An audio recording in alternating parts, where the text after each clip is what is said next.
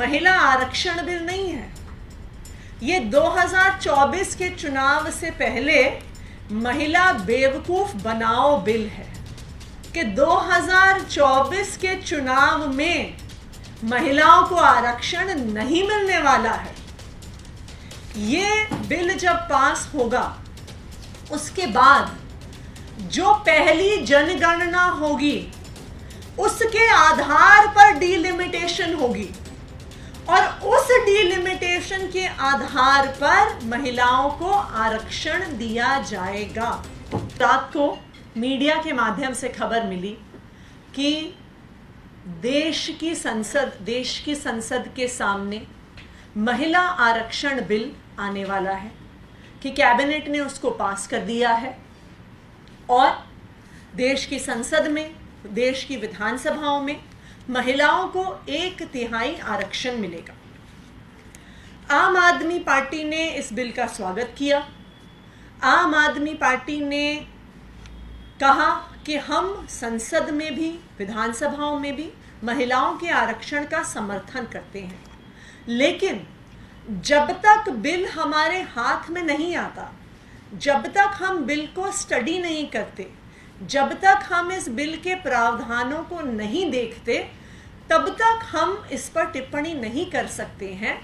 क्योंकि जैसे अंग्रेजी में कहते हैं कि the devil lies in the detail, कि किस प्रकार से बिल का ड्राफ्ट बना हुआ है उसी आधार पर इसका महिला आरक्षण का एक्चुअली इम्प्लीमेंटेशन होगा। कुछ समय पहले ये जो बिल है, कॉन्स्टिट्यूशनल अमेंडमेंट बिल, ये 128th constitutional amendment bill public domain में आया। इस बिल को केयरफुली देखने के बाद जब इसको क्लॉज बाय क्लॉज हमने पढ़ा तो फिर ये समझ में आया कि ये महिला आरक्षण बिल नहीं है, ये 2024 के चुनाव से पहले महिला बेवकूफ बनाओ बिल है। ये क्यों महिला बेवकूफ बनाओ बिल है? क्योंकि जब आप इस बिल के प्रावधानों को पढ़ेंगे तो जो इस बिल का सेक्शन 5 है, आर्टिकल 334A, जो ये कॉन्स्टिट्यूशनल अमेंडमेंट कॉन्स्टिट्यूशन में ऐड करेगा, वो ये कहता है, notwithstanding anything in the foregoing provision of this part or part 8, the provisions of the Constitution relating to the reservation of seats for women in the House of the People, the Legislative Assembly of the State and the Legislative Assembly of the National Capital Territory of Delhi.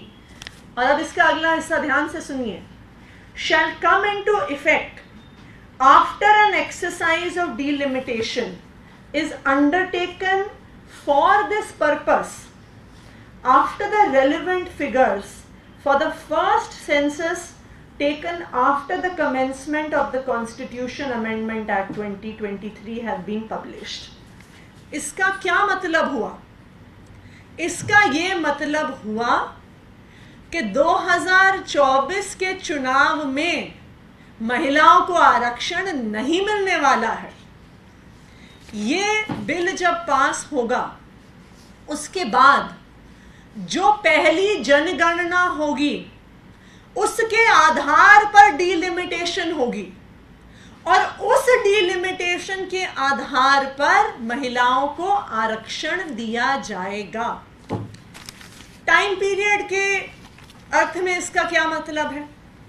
अगर हम एक simple सा गणित करें तो जनगणना होने में कम से कम 1 साल का समय लगता है। उसके बाद डीलिमिटेशन की प्रक्रिया शुरू होगी। एमसीडी जैसे छोटे चुनाव की डीलिमिटेशन करने में 6 महीने का समय लग गया इलेक्शन कमीशन को। तो जब पूरे देश की डीलिमिटेशन होनी होगी तो 1 साल 2 साल का समय आराम से किसी भी डीलिमिटेशन कमीशन को लग सकता है। वैसे भी कॉन्स्टिट्यूशन के अनुसार जो 91st अमेंडमेंट हुआ था उसके अनुसार 2026 से पहले नेशनल लेवल पर डीलिमिटेशन हो ही नहीं सकता। इसका मतलब कि जिस महिला आरक्षण बिल का इतना ढिंढोरा पीटा जा रहा है, उसका जल्द से जल्द इंप्लीमेंटेशन अगर होगा तो 2027 या 2028 में होगा, ये 2024 में होने वाला नहीं है। तो जब हम इस बिल के प्रावधान को पढ़ते हैं तो ये समझ में आ जाता है कि 2024 के चुनाव से पहले देश की महिलाओं को बेवकूफ बनाने का प्रयास किया जा रहा है। अगर मोदी जी की नीयत होती कि उन्हें महिलाओं को वास्तविक तौर पे आरक्षण देना है तो वो 2024 के चुनाव में दे देते। क्यों उन्होंने ऐसा कहा कि पहले हम जनगणना का इंतजार करेंगे, फिर हम डिलिमिटेशन का इंतजार करेंगे, उसके बाद हम महिलाओं को आरक्षण देंगे?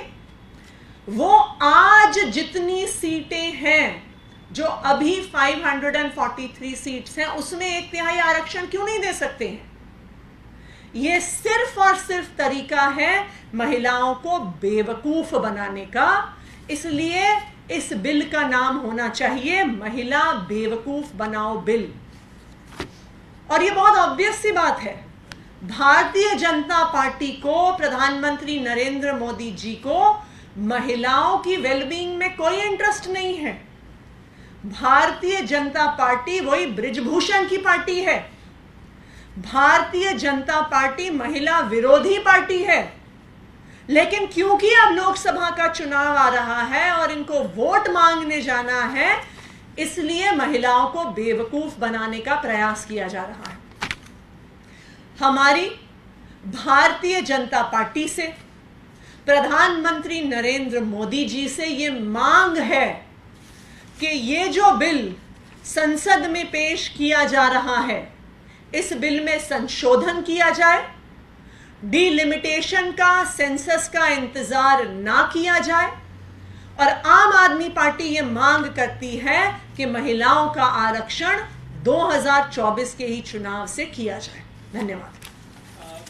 सबसे अहम सवाल ये है कि फिलहाल संसद में क्या आम आदमी पार्टी इस बिल का समर्थन करेगी या विरोध करेगी? सबसे अहम सवाल है कि इस बिल से 2024 में क्या महिलाओं को आरक्षण मिलने वाला है कि नहीं, और अगर नहीं मिलने वाला तो फिर तो ये महिलाओं को बेवकूफ बनाने का एक तरीका है। क्या जरूरत थी इसमें जनगणना का क्लॉज डालने की? क्या जरूरत थी इसमें डिलिमिटेशन का क्लॉज डालने के लिए? हमारी भारतीय जनता पार्टी से ये मांग है कि इस बिल को अमेंड किया जाए, संसद के पटल पर अमेंड किया जाए और महिलाओं को 2024 के चुनाव से ही 1/3 आरक्षण दिया जाए। यानी जब तक अमेंडमेंट नहीं होगी तब तक इन प्रिंसिपल समर्थन नहीं है पार्टी का? देखिए, हमने तो कहा ही है कि हम इन प्रिंसिपल समर्थन करते हैं महिला आरक्षण का, लेकिन ये बिल एक सरासर ढोंग है, महिलाओं को बेवकूफ बनाने का तरीका है। और मैं प्रधानमंत्री नरेंद्र मोदी जी को बता दूं कि महिलाएं बहुत समझदार होती हैं और वो आपके इस पैंतरे से बेवकूफ बनने वाली नहीं है। देश की महिलाओं को पता है कि पिछले 10 साल में कितनी महंगाई हुई है। देश की महिलाओं को पता है कि घर चलाना कितना मुश्किल हुआ है। उन्हें पता है सिलेंडर का दाम कितना है, आटे का दाम कितना है, दाल का दाम कितना है, टमाटर का दाम कितना है। आप उन्हें ये पता नहीं कितने साल बाद आने वाले आरक्षण से उनको बहका नहीं सकते, फुसला नहीं सकते।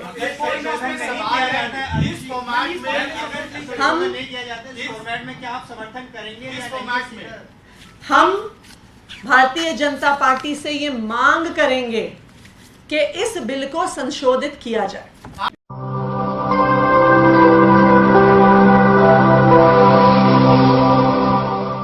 जन ज्वार जनता की मीडिया।